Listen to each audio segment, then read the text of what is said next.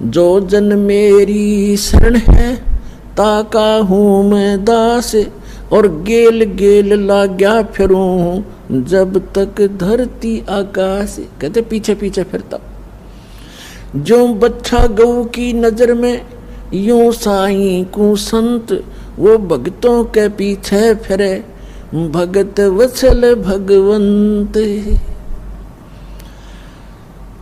अब दास ने आपको बताया कि जब आप परमात्मा पर निर्भर हो जाओगे उस समय परमात्मा कहते हैं यदि आपको किसी वस्तु की आवश्यकता होगी तो मैं आपसे दूर नहीं, क्योंकि मुझे सारा पता है आपको किस समय किस वस्तु की आवश्यकता पड़ेगी।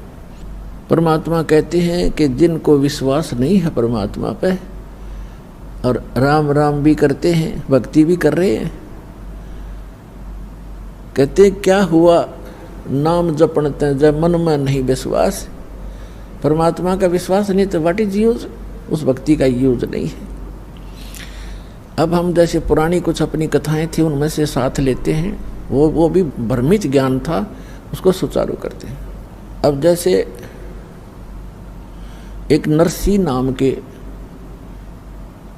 सेठ थे, मेहता थे, और वो बड़े धनवान थे। 56 करोड़ की संपत्ति थी उनके पास, 56 करोड़ की संपत्ति, आज से लगभग 500-600 वर्ष पहले।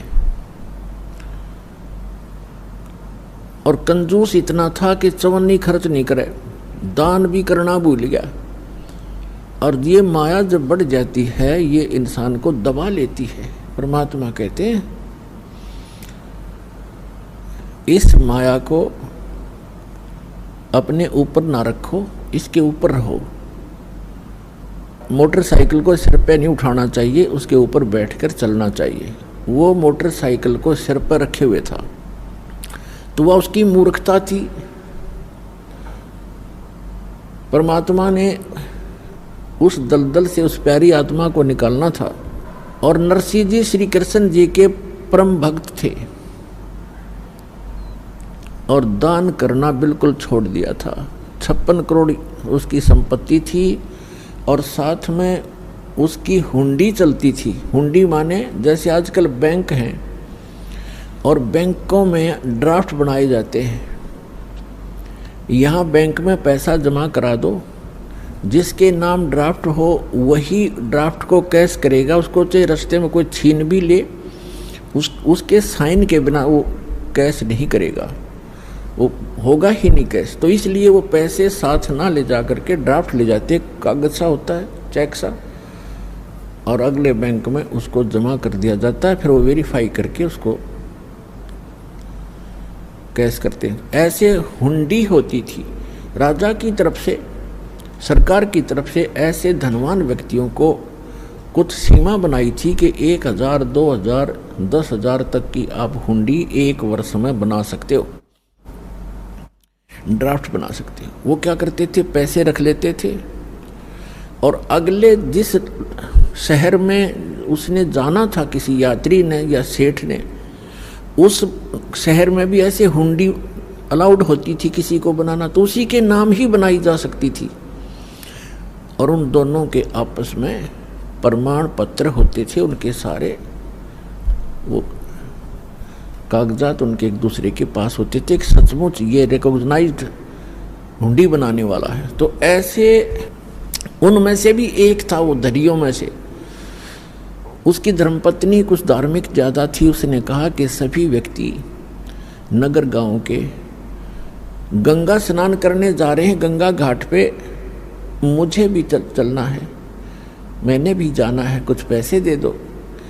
वो कहने लगा पैसे का क्या करेगी, चल मैं भी साथ चलता हूँ। उसने सोचा यह घना खर्च करेगी, मैं थोड़े में काम चला दूंगा। पैदल ले गया वहाँ से लेकर गंगा घाट तक। और जब स्नान करने लगे वहाँ ब्राह्मण विपर आ जाते हैं और कहते हैं कि स्नान करने वाले पहले कुछ दान दे तब तुम्हारा स्नान लगेगा। अब ऐसे उसके पास भी आगे परमात्मा खुद एक विपर रूप बना के और कहा सेठ जी दान करो, कुछ दान करो तब आपका स्नान लगेगा, वैसे स्नान से क्या फायदा। तो वो कहने लगा जी दान हम ना लाए, खर्चे जोगे पैसे लाए हैं, दान हम फिर करेंगे, पैसा भूल आए हम। उसकी पत्नी कहने लगी दे दे कुछ थोड़ा बहुत ब्राह्मण को, ऐसा क्यों जुल्म कर रहा है तू। कहने लगा चुप रह तू, घड़ी ना बोल रहा है, चुप। नान लग गया। पंडित जी ने फिर कहा कि भाई नरा पानी में गोते मारने तो बात ना बना, कुछ धन का दान कर सेठ जी। उन्होंने सोचा ये ज़्यादा बेइज्जती करे हैं। कहने लगा 1% दूंगा, 1%। चलो दे दे जो तेरी इच्छा है। कहने लगा यहाँ ना दूँ, मैं थोड़ी लाया हूँ पैसे, घर आ जाना, नरसी मेरा नाम है, और वैसे ऐसे मेरा फलाना गांव है जूनागढ़ जैसे, और वहाँ आ जाना, सब जानते हैं मुझे।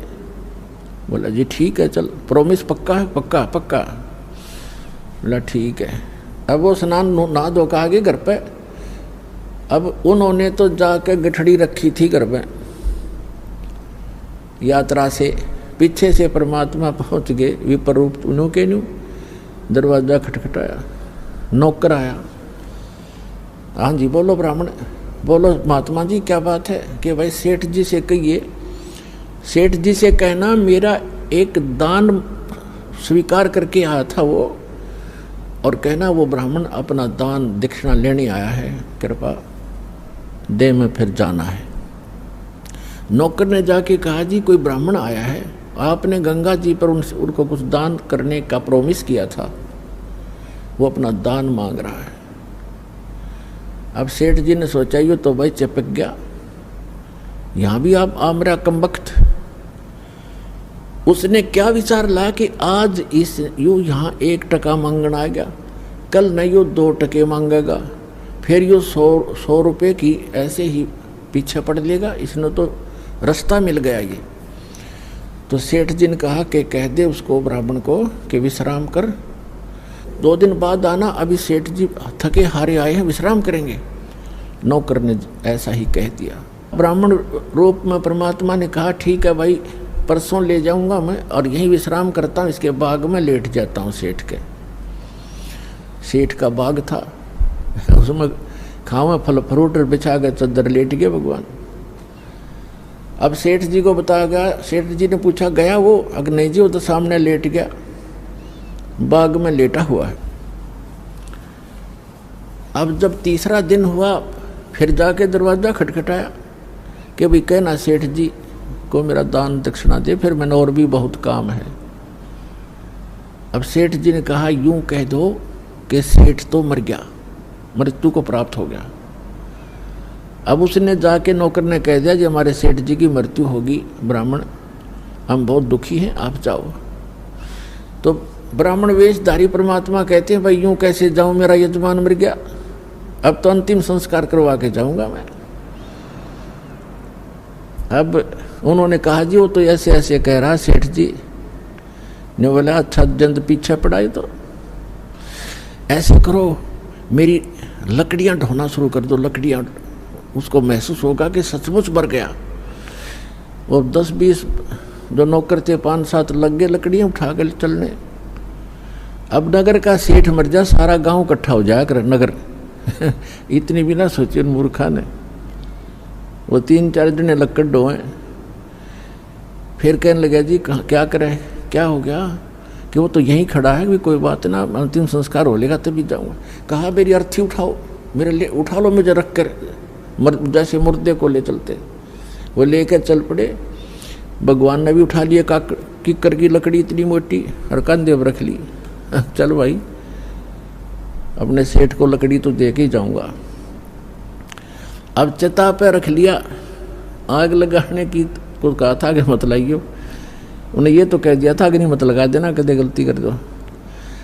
तो परमात्मा बोले भाई सेठ जी तू जीतता मैं आ रहा, रकम वक्त मरे तो मत, आत्महत्या तो ना करे, 1% के पीछे चल मैंने माफ़ कर दिया तेरा टका, मैं जा रहा हूँ। बोला सचमुच? कहाँ सचमुच? तब उठा सेठ जी उस चिता पड़ते हैं, सारी लकड़ी उठवा ली, कहते सारी उठाओ वापस, इतना भी मत छोड़ना यहाँ पर। और पुण्यात्मा ये स्वाभाविक है, जब माया जिसके पास घनी हो जाती है या ऊपर बैठ जाती है और इतना कंजूस हो जाता है वो व्यक्ति उसको कुछ भी आभास नहीं रहता, ऐसा नशा बन जाता है। अब सेठ जी ने सोचा बन गई बात, कटी टंटा गया और निकम्मा। अगले दिन गया सैर सपट्टे को घूमने को, दूर तक, क्यों कई दिन का कमरा घर में बंद था, जंगल में घूमने गया सुबह सुबह। परमात्मा उससे पहले आ गया वापस, उसके वापस आने से पहले स्वयं आ गए नरसी रूप बना के एज इट इज, और नौकरों से कहा कि वो व्यक्ति जो 3 दिन से मुझे परेशान कर रहा था ब्राह्मण, आज वो मेरा रूप बना का होगा, और उसको धमका देना और बकवाद करे तो डंडे लगा देना, घना नहीं 1-2 छोटा लगा देना, और कह देना तू बहुरूपिया है, हमारे सेठ को ठगना चाहता है, हम सब जानते हैं तुझे। तो जो ही वो परमात्मा तो बैठ गए नरसी बन के गद्दी पे, नरसी आया सैर सपट्टे करता, नौकर खड़े थे त्यार, उन्हें पता था ये तो सचमुच आ गया। उन्हें कह रहा हो ₹2 वही खड़ा हो जा, अंदर मत आ जाइए। और वो उनका नाम ले ले कहता है अरे किरोड़ी मिले हैं, तो स्वामी को धमकाता है कि हमने सब पता, तू जैसा स्वामी है वहीं खड़ा हो जाना, तेरा डंडे मार देंगे, आज आदेश हो गया है, तूने बहुत दुखी कर लिया हमारा सेठ तो अंदर बैठा है। अब उसके पैरों तले की धरती खिसक गई, सेठ जी का आज तक कर दिया काम इसने, अब ये एक नहीं सुने मेरी। अब उसने क्या किया, किसी वकील एडवोकेट का सहारा लिया और कोर्ट में केस कर दिया कि एक नकली नरसी बनकर मेरी संपत्ति हड़पना चाहता है। तत्कालीन उनको सम्मन हुए और नरसी बुला लिया, परमात्मा को वहीं तुरंत बुला लिया गया, सारी बही बोही कब्जे में कर ली गई। अब सामने गवाही हुई, जब जज ने पूछा कि भाई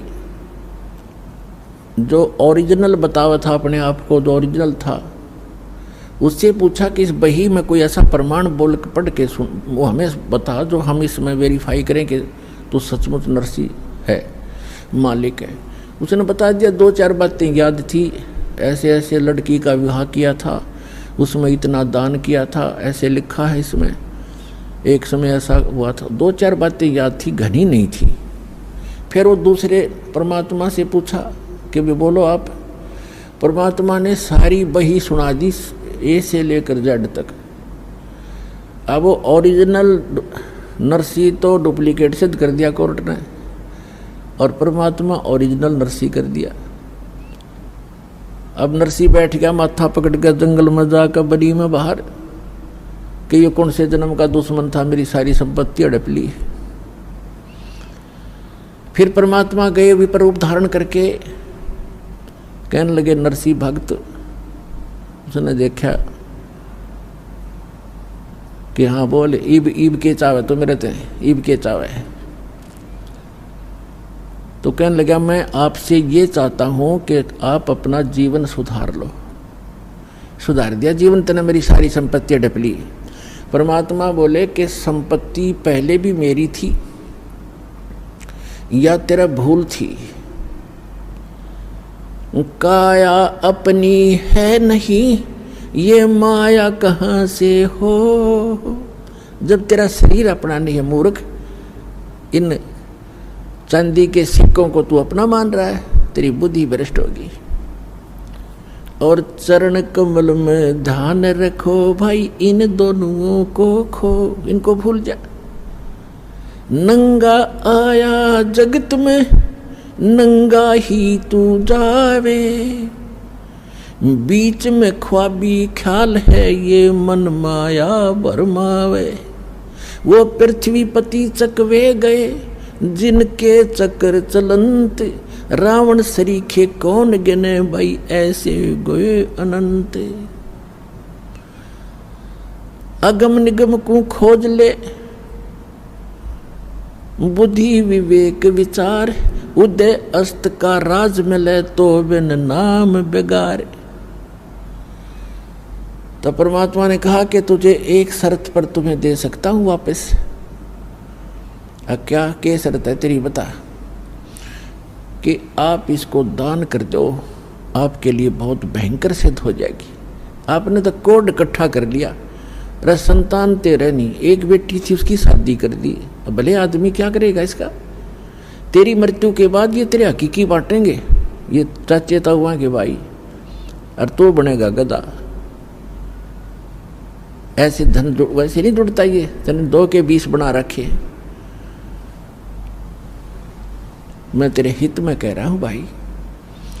काफी देर सत्संग सुनाया, परमात्मा ने बुद्धि ठिकाना आ गई। कहने लगे परमात्मा कि जब तू इसको दान करेगा तो दूंगा, ना तेरे तो गईया, और दान करेगा तो तेरे पाप कटेंगे, कुछ सहारा मिलेगा तुझे। उसके बाद समझ में आएगी कि आप जो कहोगे मैं वही कहूँगा, वही करूँगा। कहने लगा जाते, फिर वो आ गया वापस। अब नरसी का रोड़ा था, वो ओरिजिनल नरसी भेज दिया, जा भाई बांट दे। उसने उसी दिन भंडारे शुरू कर दिए, गरीबों में बांट दिए, साधु संत बुला लिए, यानी 56 करोड़ संपत्ति कति लुटा के, और बैठ गया बनी में एक झोपड़ी पाके। दोनों पति पत्नी, उसकी पत्नी तो बहुत धार्मिक थी, हर बात में साथ देती थी उसका। अब ठीक है पाप कटे, अपन क्या करना है, भक्ति कराएंगे बैठ के, रोज अटपट में रहता सारी रात, ऐसा अब लाइन जाओ था बैठा बैठा, ठीक हो गया, पाप कट गया। अब परमात्मा कैसी रजा बख्शते हैं। एक अब उसकी जो हुंडी चलती थी वो निर्धन हो गया, हुंडी कैंसिल कर दी गवर्नमेंट ने,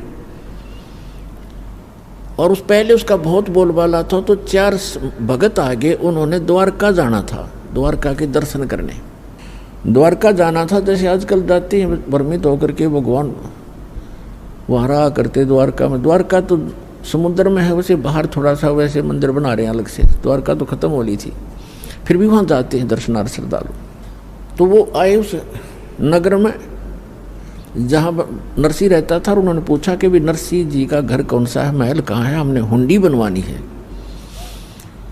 तो लोगों ने मजाक कर दिया कि वो आजकल बाहर संन्यास ले रखा है उसने, और धनवान एक नंबर का है, सेठ है वो, लेकिन आजकल वो नखरे बहुत करता है। 1-2 बार नाटेगा वो, तुमने मना करेगा हुंडी बनाने को, लेकिन तुम करड़ा सा होगे ना तब बनाएगा।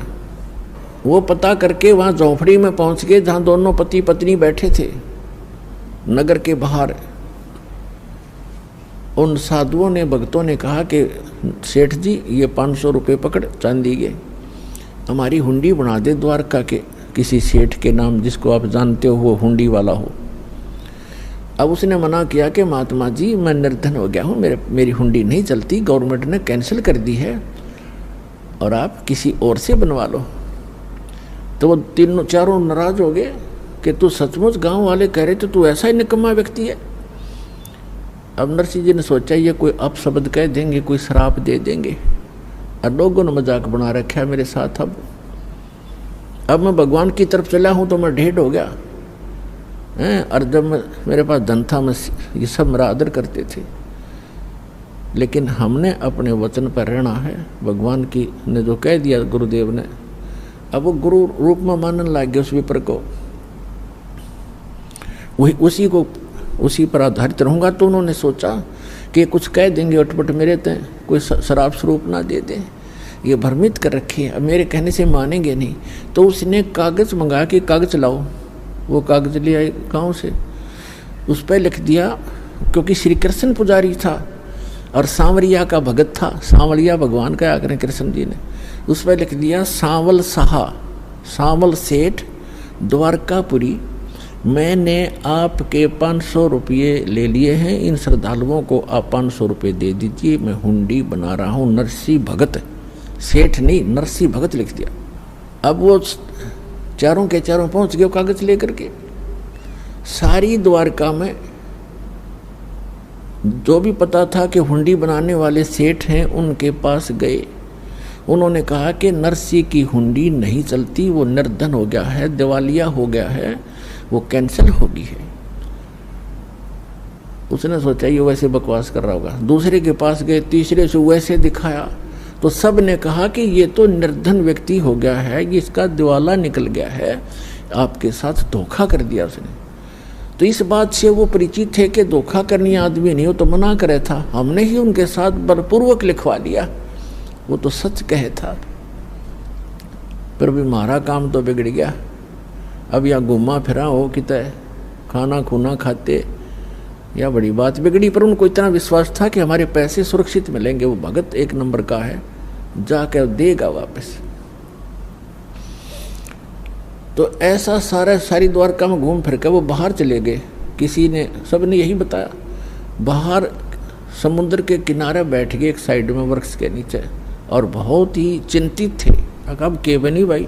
उधर से नरसिंह जी ने क्या किया, वो 500 रुपये का खाने पीने की सामग्री मंगा के, आज तो 5 लाख के करीब है वो 500 रुपये, और मंगवा कर सारा चावल, घी, दूध, खीर बना के, लड्डू जलेबी बना के उनका भंडारा कर दिया, साधु संत बुला के, रोटी राटी बना के।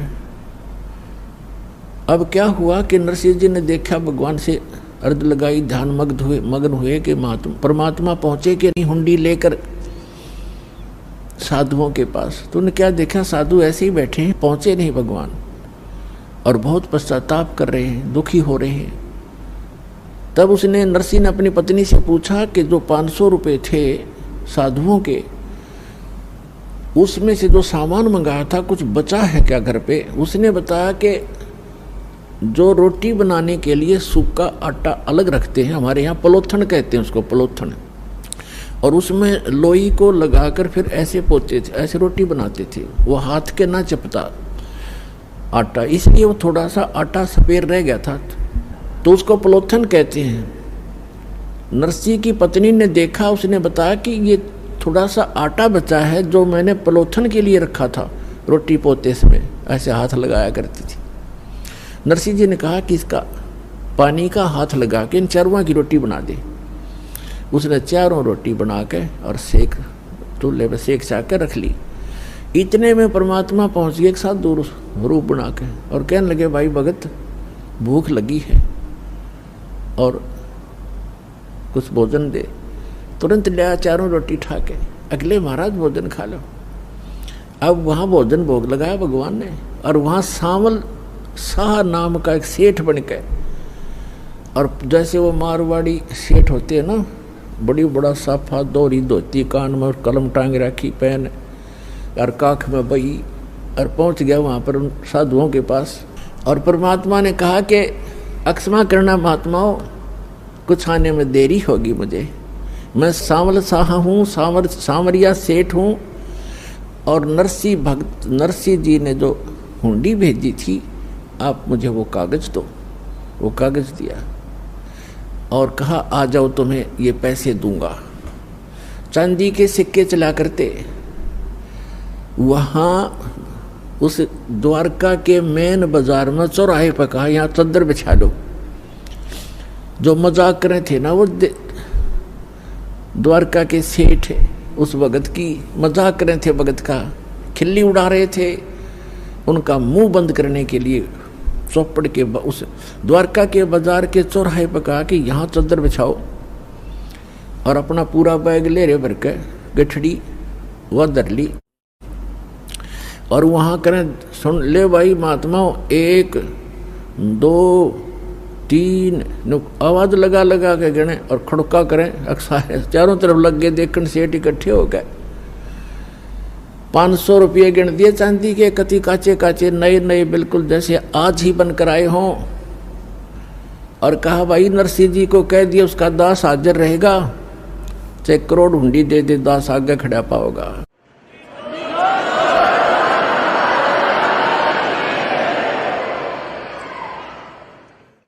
परमात्मा कहते हैं, जो जन मेरी शरण है ताका हूँ मैं दास, और गेल गेल लाग्या फिरूं, पीछे पीछे फिरूं, जब तक धरती आकाश।